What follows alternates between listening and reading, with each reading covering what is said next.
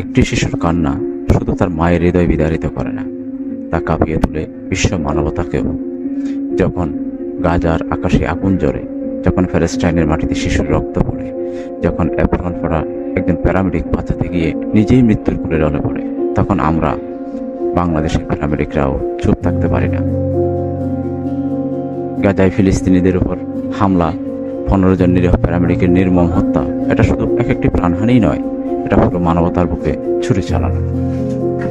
তখন Bangladesh paramedic association রাস্তায় নামে, প্রতিবাদ জানায়, বিশ্বকে জানিয়ে দেয় আমরা একা নয়, আমরা চুপ করে থাকি না।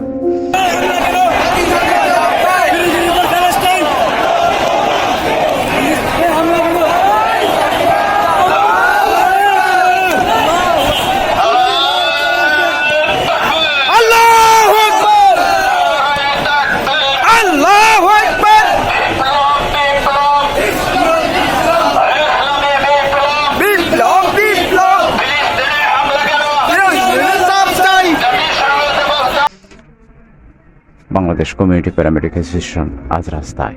তাদের কণ্ঠ শুধু দেশের কথা নয়, দুনিয়ার নিপীড়িত মানুষের কথা।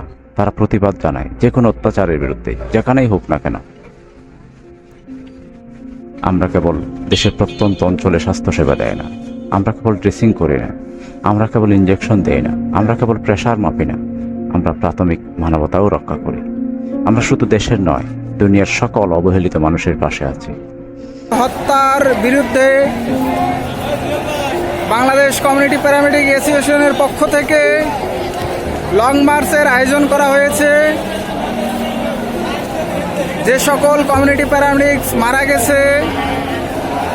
বাংলাদেশের প্যারামেডিক শুধু একটি পেশা নয়, এটি একটি দায়িত্ব, একটি অঙ্গীকার। দেশের প্রত্যন্ত অঞ্চলে স্বাস্থ্যসেবা পৌঁছে দেওয়ার মতো মহান দায়িত্ব যেমন তারা পালন করে, তেমনি তারা কখনোই চুপ থাকে না যখন পৃথিবীর কোথাও মানবতা রক্তাক্ত হয়। কারণ আমরা হৃদয়ের ভাষা বুঝি, আমরা সেবার কণ্ঠস্বর। আমরা কমিউনিটি প্যারামেডিক, প্রতিটি প্রাণের জন্য, প্রতিটি ন্যায়ের জন্য।